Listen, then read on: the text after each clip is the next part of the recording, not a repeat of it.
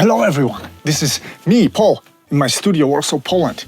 Welcome back, guys. I know it's been like 2 weeks and I hope right now I'm gonna be able to release new videos more often. I'm gonna be a bit less busy, hopefully, in the studio.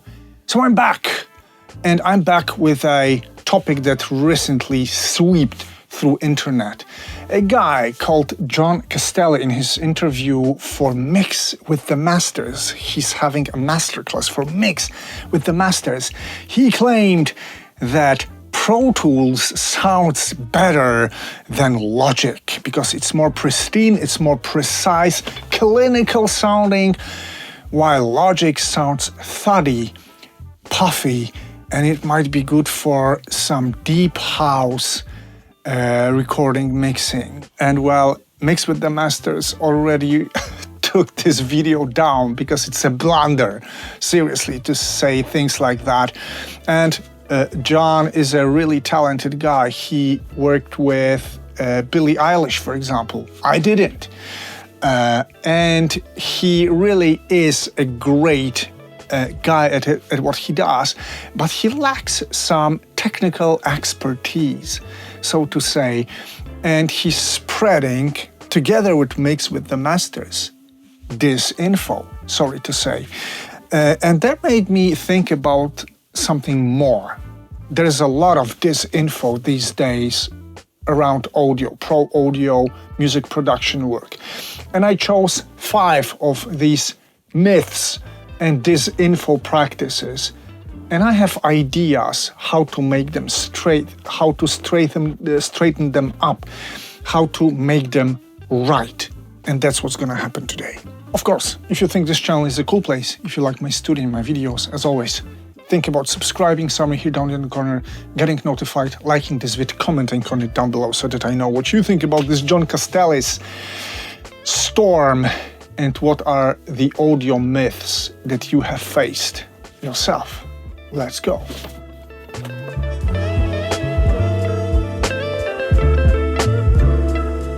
So, there is no typical session for today, though I have a small list, some bullet points, so that I don't miss anything. Yes, and as I said, 5 audio myths that I'd like to shortly discuss to you. Actually 6, because let's start with this one. DAWs differ in sound. DAWs can sound better or worse, softer or harder, more and less precise. And I'm gonna tell you this. There can be some minor differences between DAWs, like internal bit depth. For Nuendo Cubase, it can be even 46 internal bit depth. Pen law, which can be based on 3 or 6 dB difference.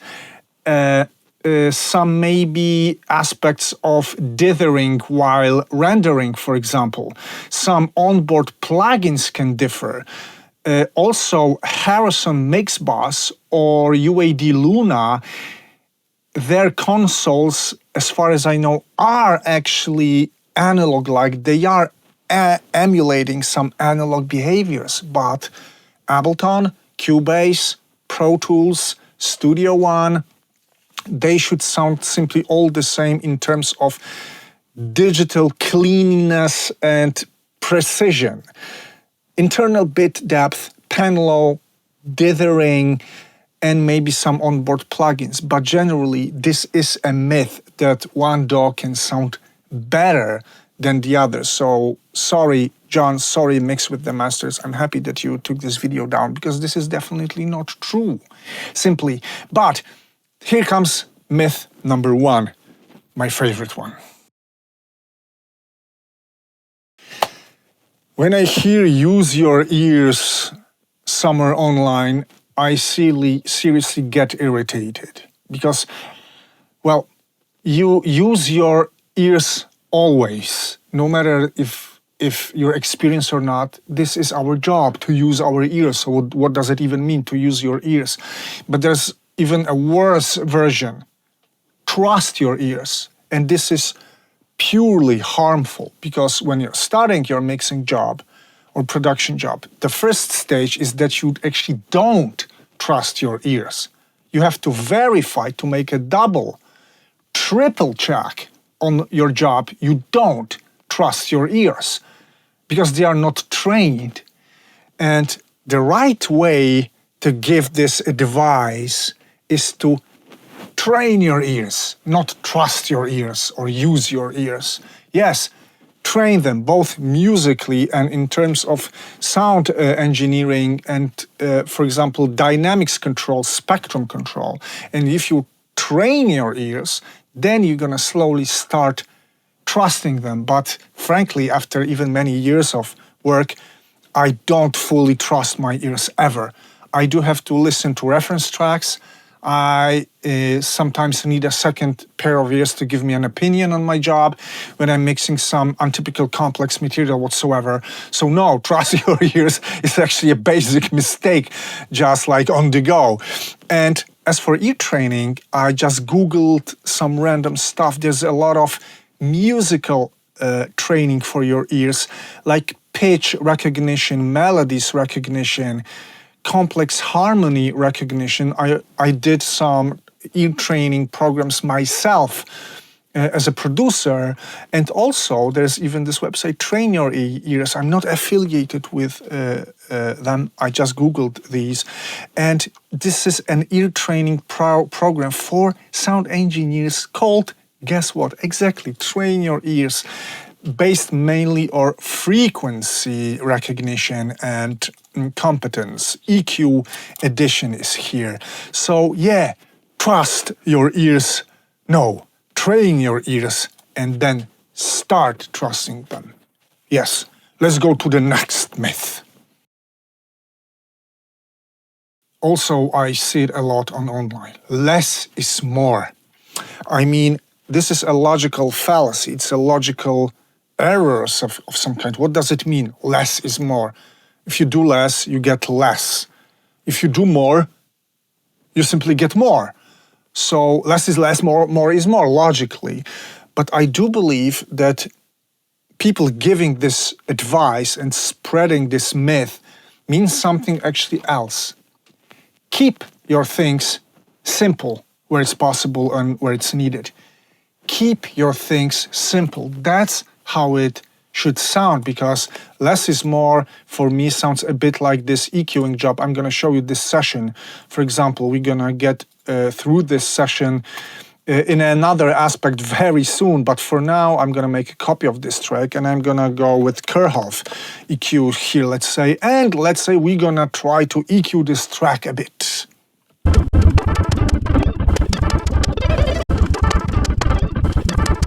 Yeah, so let's say this is my EQing, and I see a lot of people EQing like this. And frankly, they are trying to be too precise in their EQing, in their dynamic control, panning, automation. When you're trying to be too precise sometimes, you overcomplicate your things. So let's try to keep this simple. And I'm going to open another instance of Kirchhoff, and frankly, when I see something like this, I just know already, basing on my experience, that probably it could be somehow better to try to make it as simple as this. This may be something like this. Maybe we're gonna go also with this kind of shelving behavior, but that's gonna be it. Let's hear it now.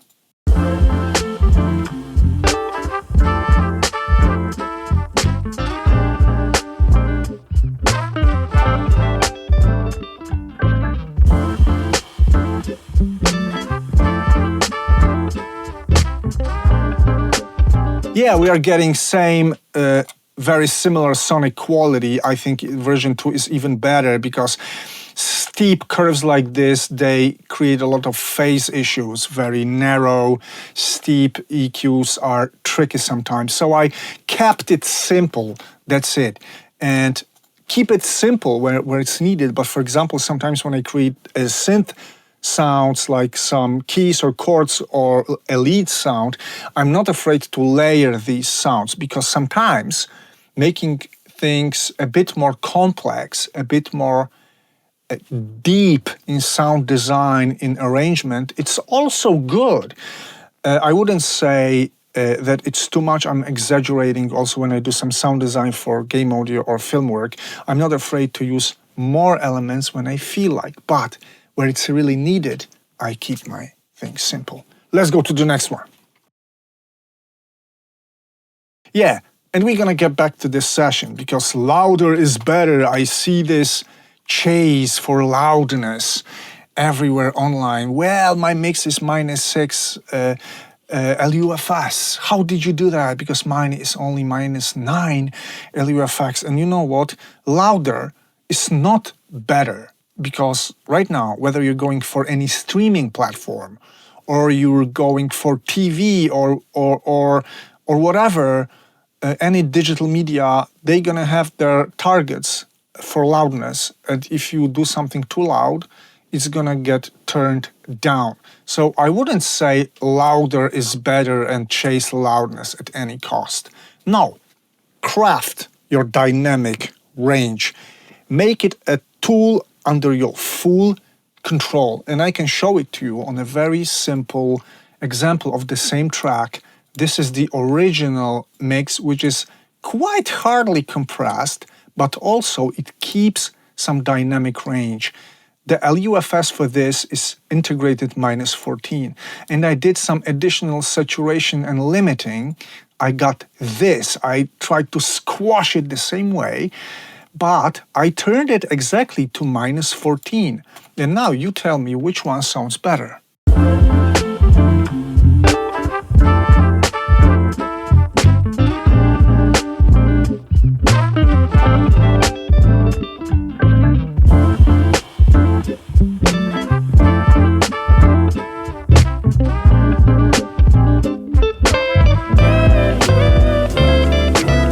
Yeah, in the original mix, bass and kick, they stick together much better. They're better defined. They are warmer, rounder out there in the low end. The whole thing breathes. It's got some sort of a dynamic, relaxed feeling. It's a good mix and master. While here I tried to push it as loud as possible, but then YouTube turned me, or Spotify, they're gonna turn me to -14 LUFS anyway. And it sounds squished, it sounds over compressed, it sounds tiresome. It sounds like too much effort of some kind is put there. Also the low end got lost, it's not well defined, it's not extended. There's too much compression simply going on there, and I lost the track, in the meaning that I got lost, and I lost the tone of this particular track. So no, louder is not better. Craft your dynamic range. Another one, and I not always see this online, but I do have some discussions with my audio friends that have relatively short experience in pro audio, and some of them started chasing analog gear at some point because they claim, yo, if you really want to go pro and you want to be recognized, you must go analog for your mixing and mastering at some point. Frankly, I don't believe this is true. I can easily imagine some electronic music producers and mixers that go fully digital in the box. You can have 0 synthesizers. You can have 0 mixing outboard gear, mastering gear, and be fully pro and get really rewarded for your work. So no, analog will not make you a pro. Your skills in your business and creative environment, this is what makes you pro. I remember days in the studio when I had literally 0 analog equipment. I worked purely in the box, and I was a pro. I was hired. I was kind of a regarded already name here in Poland. and it was fine. I went analog at some point because I like it. It's fun for me. It's creative. It's very physical. And that's why I like it. The only difference that I really admire in analog, and I can hear it and recognize it, is that saturation. I like my saturation to be really analog, not digital. Doesn't mean that digital saturation, plugin saturation, can't take you there, because it can. I just do feel some differences when mixing and mastering, so I really prefer to go for analog saturation. But plugins like Acoustica Audio, based on advanced convolutions, so sampled analog gear, actually take me there absolutely in my mixing and mastering, for example. And also you're gonna find some tests on my channel, like I'm gonna link them here, plugin versus analog, digital versus analog, and you're gonna hear that differences are not always so great and so significant that then they make you a pro or an amateur. So no, analog won't make you a pro. Your skills, your creative and business environment make you a pro. Yeah, and this one is also crazy online. I'm seeing fake tutorials, fake products. For example, you're recording vocal micro booths or some weird gear to prevent your sound from reflections that is supposed to improve anything, and it doesn't. It's gonna spoil your sound a lot. So no, any acoustic improvement, soundproofing, whatever you name it, no. Sometimes it's better to leave your room natural instead of fighting it the wrong way. Also, I made a video about it. You're gonna find it here. So only competent acoustic adaptation, acoustic treatment takes you there. And I can verify it after a lot of my own mistakes throughout the years. And at some point, I really also learned the basics of acoustics. I read Alton F. Everest book, this one. It was a hard lecture. I'm a human sciences guy. I studied literature. So getting through some basic physics and stuff, it wasn't too easy, but I learned to measure my rooms, and I learned to solve the problems, the basic problems of my acoustics. And this is the room we're sitting in. It looks like this in Room EQ Wizard. As you can see, it's relatively, I would say, flat. It's made kind of, I do believe, kind of competent. There's a slight roll-off here, but I don't care. I got used to it. It sounds just fine. It's just a couple of dB. Also, I have two resonances, a 28 and a minor one somewhere, and 58. So yes, I have two resonances coming. I believe these are coming from the ceiling and the floor, and they are kind of hard to fight to the 0 point, but they are not too significant. They are not really making this room crazy. The rest seems really okay. I love working in this room. It's a credible environment. So, but I put a lot of effort into it, measuring it, trying some solutions, how my acoustic stuff should be placed, where, how exactly. So yeah, it has to be basically competent. You have to measure your room. You have to know where to place your acoustic treatment, what materials to use instead of doing this sort of crap I'm seeing online. So no, not every acoustic treatment is a good idea, because, for example, if I treated this room with some not too dense pyramids foam, like I see this sometimes online, it kind of looks pro maybe for some people, but actually it's harmful, because I'm gonna kill my highs, I'm gonna partially kill my mids, and I'm gonna leave my low end absolutely wild. So, and having an acoustic adaptation of this sort, it might be that I'm gonna hear way too much bass in my room, and then when my mix leaves the studio, actually it's gonna sound absolutely thin, and it's gonna lack bass content, because I was deceived and I thought there's a huge amount of bass in this kind of a room while I mixed it with none. So yeah, watch it, my friends. And actually that was the last one, and I think we're there. And well, shall we sum the things up?